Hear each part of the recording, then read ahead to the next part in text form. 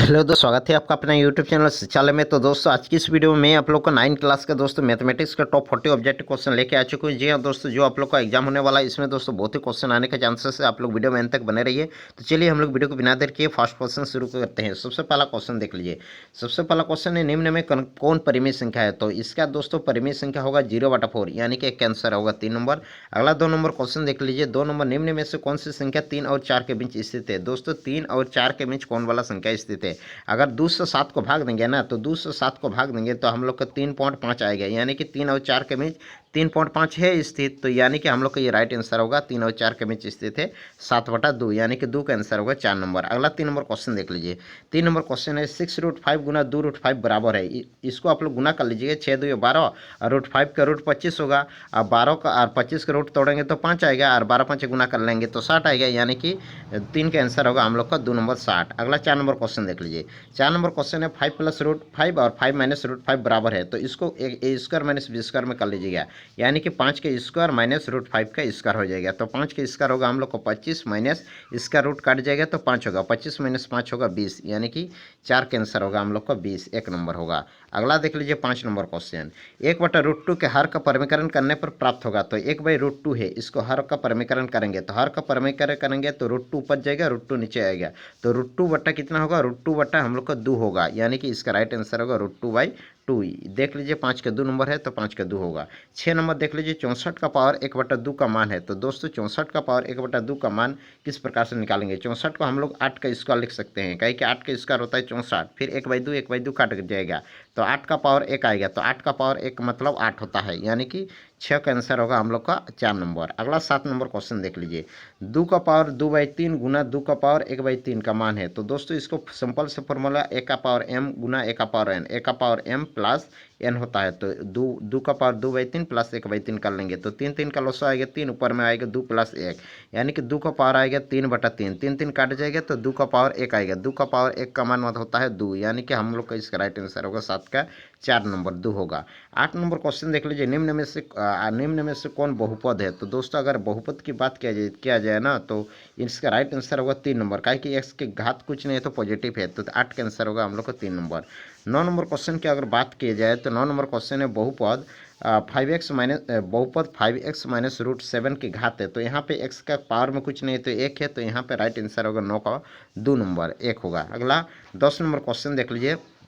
यदि x = 0 तो बहुपद इसका मान क्या होगा? कुछ नहीं है, जहाँ x है वहाँ आप लोग को 0 बिठाना है। तो 5 4 यहाँ पे 0 का स्क्वायर होगा प्लस 3 होगा।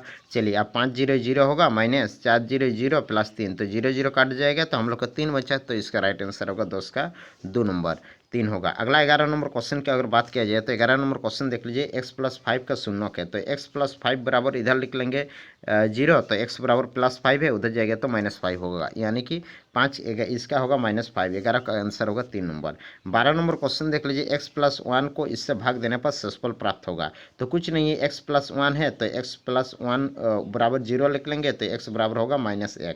अब जो ये समीकरण है, जैसे कि x + 3x² - 1 है, तो जहाँ x है वहाँ आप लोग -1 बैठा लीजिएगा। तो यहाँ पे हम लोग -1 बैठा लेते हैं और देखते हैं इसके आंसर क्या आता है। यहाँ पे होगा -1, यहाँ पे होगा प्लस 1 का स्क्वायर 1 होगा, यहाँ पे 3, यहाँ पे -1, यहाँ पे होगा 2 - 1, यानी कि 2 से 1 घटेगा तो 1 होगा। 12 का आंसर होगा हम लोग का 2 नंबर 1। तो अगला हम लोग क्वेश्चन देखते हैं। 13 नंबर क्वेश्चन देख लीजिए। 12x² - 7x + 1 का गुणनखंड है। तो 12x² को अगर हम लोग गुणनखंड कर लेंगे, 7x को हम लोग लिख सकते हैं -4x - 3x + 1, इस प्रकार से लिख सकते हैं। अब यहाँ से हम लोग को कॉमन आएगा 4, 4 3 12 होगा, यहाँ पे 3x - 1 आएगा। अब माइनस कुछ नहीं तो 1 है, यहाँ पे होगा 3x - 1, तो 3x - 1 एक बार होगा और एक बार होगा 4x - 1। तो 3x - 1 और 4x - 1 देख लीजिए कौन वाला ऑप्शन में है। तो यहाँ देख लीजिए 3x - 1 और 4x - 1 एक नंबर में है, तो 13 का आंसर होगा 1 नंबर। 14 नंबर क्वेश्चन देख लीजिए। x + 1 को x² + x k का एक गुणनखंड है, तो k का मान ज्ञात कीजिए। x + 1 है तो उधर जाएगा तो x - 1 बराबर 0 लिख लेंगे, तो x बराबर क्या आ गया? 1 आएगा।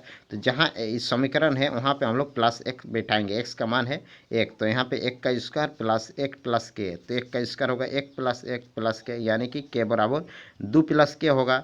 2 + k = कुछ नहीं है तो हम लोग को 0 कर देंगे, तो k बराबर कितना आएगा? 0 - 2, यानी कि -2 आएगा। तो 14 का आंसर होगा हम लोग का -2। कितना में है? 4 में देख लीजिए। तो 14 का आंसर होगा 4 नंबर -2।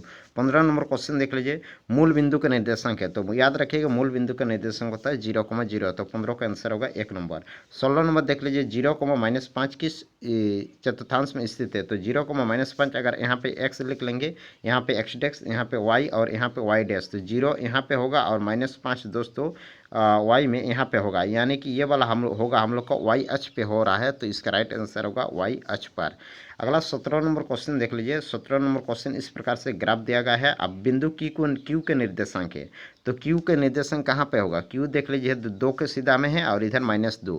तो पहले x को लिखते हैं, उसके बाद y को। तो x में 2 है और y में -2 है, यानी कि 2, -2 होगा। तो इसका राइट आंसर होगा 17 का 1 नंबर। 18 नंबर क्वेश्चन क्या और देखते हैं। 18 नंबर क्वेश्चन है बिंदु -3,2 द्वारा पहचाना गया बिंदु। तो -3,2, तो यहाँ पे हम लोग देखते हैं x में -3 लेना है और y में 2 लेना है। तो -3,2 यहाँ देख लीजिए, -3 और इधर 2 कौन से बिंदु में पहचाना है? S में। तो इसका आंसर होगा S। तो हम लोग का 18 का आंसर होगा हम लोग का S, यानी कि 4 नंबर होगा। 19 नंबर अगर बात किया जाए तो बिंदु P का भुजा बोला है। भुज जहाँ बोलेगा ना तो वो x अक्ष को देखता है और कोटि बोलेगा तो y अक्ष। तो P का भुज कहाँ होगा? यहाँ हम लोग ग्राफ में अगर देखते हैं तो P देख लीजिए, भुज किसके सीधा में है? भुज दोस्तों 2 के सीधा में है। नहीं, 2 कुछ नहीं है, ये तो y है। तो कुछ नहीं है तो p के भुज में 0 है, यानी कि इसका होगा p का भुज होगा हम लोग का 0। तो यहाँ पे होगा p का बिंदु भुज होगा 19 का 1 नंबर होगा 0। अगर r की कोटि बोला गया है तो r की कोटि मतलब y वाला को देखना है। तो r की कोटि हम लोग यहाँ पे अगर देखते हैं r की कोटि कहाँ पे हो रहा है, तो r देख लीजिए, r की कोटि -3 में है, यानी कि r की कोटि होगा -3। तो यहाँ पे देखते हैं r की कोटि है 3 नंबर में, देख लीजिए -3 है, यानी कि 20 का आंसर होगा -3। अगला 21 नंबर क्वेश्चन देख लीजिए। 21 नंबर क्वेश्चन है 2 चरों वाले रैखिक समीकरण का मानक रूप है। तो 2 चर वाला रैखिक समीकरण का मानक रूप ax + by + c = 0 होता है। 21 के 2 होगा। अगला 22 नंबर क्वेश्चन देख लीजिए। 2x + 3y = 8 की तुलना ax + by + c की तुलना में a b c का मान होगा। तो a का मान होगा 2, b का मान c होगा, 8 तो इधर आएगा तो -8 होगा, यानी कि 2, 3 और -8। तो यहाँ पे देख लीजिए 3 नंबर में है 2, 3 और -8। तो 22 का आंसर होगा 3 नंबर। अगला 23 नंबर क्वेश्चन की और बात करते हैं। तो 23 नंबर x + y = 7 का एक हल है। तो इसका राइट आंसर आएगा आप लोग का 23 नंबर का दोस्तों, यहाँ पे 3 ये वाला आएगा। माने यहाँ पे x में 3 बैठाएंगे और y में कितना बैठाएंगे? y में दोस्तों 4 बैठाएंगे। तो 3 + 4 = 7, यानी कि 7 = 7 दोनों बराबर हो रहा है। तो 23 का आंसर होगा 4 नंबर। अगला 24 नंबर क्वेश्चन को देखते हैं। x में 4 बैठाना है और y में 1 बैठाना है, तो कौन सा समीकरण का हल होगा? 1 नंबर ही होगा, काहे कि x में हम लोग को 4 बैठाते हैं और y में 1 बैठाते हैं। तो यहाँ पे 4 = 4, 1 4 दोनों इक्वल हो रहा है। तो 24 का आंसर होगा 1 नंबर। 25 नंबर क्वेश्चन देख लीजिए। 25 नंबर क्वेश्चन है निम्न में से कौन 2 चर वाला रैखिक समीकरण है? तो 2 चर वाला यहाँ पे देख लीजिए x और y 2 चर है।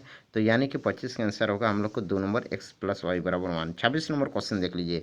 x अक्ष का समीकरण है, जहाँ x का अक्ष का समीकरण बोलेगा तो वहाँ y = 0 मानेगा, यानी कि 26 का आंसर 4 नंबर होगा। अगला 27 नंबर क्वेश्चन है। यदि 2,5 रैखिक समीकरण 2x + y = k का एक हल है तो k का मान होगा। तो 2 जहाँ x है वहाँ बैठाना है 2 और जहाँ y है वहाँ बैठाना है 5। तो यहाँ हम लोग 5 बैठा लेते हैं। यहाँ पे k है 2 2 4 + 5 = k। 4 और 5 जोड़ करेंगे तो 9 आएगा, यानी कि k का मान आएगा हम लोग को 9। 27 का आंसर होगा 3 नंबर। 28 नंबर क्वेश्चन की ओर देखते हैं। तो 28 नंबर क्वेश्चन है 40 डिग्री का पूरक कोण। पूरक कोण बोलेगा तो 90 से 40 घटाव करेगा। तो 90 से 40 घटाव करने से होता है हम लोग को 50 डिग्री, यानी कि 28 के आंसर होगा 2 नंबर 50 डिग्री। आगे 29 नंबर देख लीजिए। 80 डिग्री का संपूरक है, जहाँ संपूरक बोलेगा तो 180 से घटाव करेगा। तो 180 से 80 घटाव करने से होता है हम लोग का 100 डिग्री, यानी कि इसका राइट आंसर होगा 29 का 3 नंबर 100 डिग्री। अगला 30 नंबर क्वेश्चन देख लीजिए। एक कोण की माप इसके संपूरक कोण की माप से दुगुना है, तो इसका माप क्या होगा? मान लीजिए कोई कोण की माप अगर हम लोग थीटा मान लेते हैं और दूसरा क्या है? संपूरक कोण। दोनों कोणों का माप मतलब संपूरक से दुगुना है और दूसरा कोणों को अगर हम लोग मान लेते हैं 180 - थीटा। हाँ, अब यहाँ 180 इसलिए माने काहे कि यहाँ पे संपूरक है। अब एक कोण का माप दूसरा कोण से दुगुना है, तो मान लीजिए एक तो थीटा है और एक तो है 2 180 - थीटा, मतलब दुगुना कर दिए। यहाँ इसमें दुगुना कर दिए। अब यहाँ पे थीटा होगा 180 2 कितना होगा? 360 होगा। तो यहाँ पे 360 माइनस 2 और थीटा, तो 2 थीटा होगा। तो थीटा इधर आएगा तो +2 थीटा होगा, तो बराबर होगा 360। थीटा और 2 थीटा थीटा जोड़ करेंगे तो 3 थीटा बराबर 360 आएगा। अब हम लोग का थीटा बराबर कितना आएगा, थीटा बराबर 360/3 आएगा। इसको काट लेंगे, 3 1 3, 3 2 6, 0 माने 120 डिग्री होगा हम लोग का राइट आंसर। 3 का आंसर होगा 3 नंबर। अगला 30 का 3 नंबर होगा। अगला देख लीजिए, आकृति में ए और बी एक रेखा है तो एक्स का मान ज्ञात कीजिए। यहाँ पे देख लीजिए 2x, एक 3x, 4x, तो यानी कि 4x प्लस 20 बराबर होगा हम लोग का 180। तो यहाँ पे होगा 4x बराबर 180 माइनस 20 होगा, तो 180 से 20 जाएगा तो यहाँ पे होगा 0 6 160 होगा। तो x बराबर उधर जाएगा तो 160/4 आएगा, 4 4 16 यानी कि 40 डिग्री आएगा इसका राइट आंसर। तो 31 का होगा 1 नंबर। अगला 32 नंबर क्वेश्चन देख लीजिए। 32 नंबर क्वेश्चन है, आकृति में ओपी समांतर ओ आर एस है, ओपी समांतर दोस्तों आर एस है, ये वाला समांतर है। अगर ये वाला ओ पी क्यू 110 है, ये वाला 110 है, तो क्यू आर एस ये 130 है, तो पी क्यू आर बराबर है, मतलब इधर वाला निकालना है। तो ये भी आप लोग को कैसे निकलेगा याद रखिए, ये अगर सीधा समांतर खींच लेंगे, ये 130 है तो ये 50 होगा, ये 110 है तो ये 70 होगा, 70 और 50 कितना हुआ, 120 हुआ, तो 120 हुआ तो जरूर वो वाला 60 होगा, तब जाके ये तीनों का योग 180 होगा, यानी कि ऊपर वाला हम लोग को 60 डिग्री होगा। तो इसका राइट आंसर होगा 32 का 3 नंबर 160। अगला 33 नंबर क्वेश्चन देख लीजिए। त्रिभुज के तीनों कोनों का योग होता है, तो त्रिभुज के तीनों कोनों का योग 180 होता है, तो 33 के 4 होगा। 34 नंबर देख लीजिए, संभव त्रिभुज का प्रत्येक कोण कितना होता है, संभव त्रिभुज का प्रत्येक कोण 60 डिग्री होता है। अगला 35 नंबर देख लीजिए, त्रिभुज एबीसी समरूप सर्वसंग त्रिभुज पी क्यू आर है, तो पी आर क्या होगा, तो त्रिभुज एबीसी एक तो नाम ले रखते हैं एबीसी और एक तो क्या नाम लिख देते हैं पी क्यू आर। तो यदि हम लोग को दिया है पी आर बराबर है, पी आर बराबर उधर वाला लिए तो इधर वाला होगा, यानी कि एस सी होगा, पी आर बराबर होगा हम लोग का 3 नंबर एस सी होगा।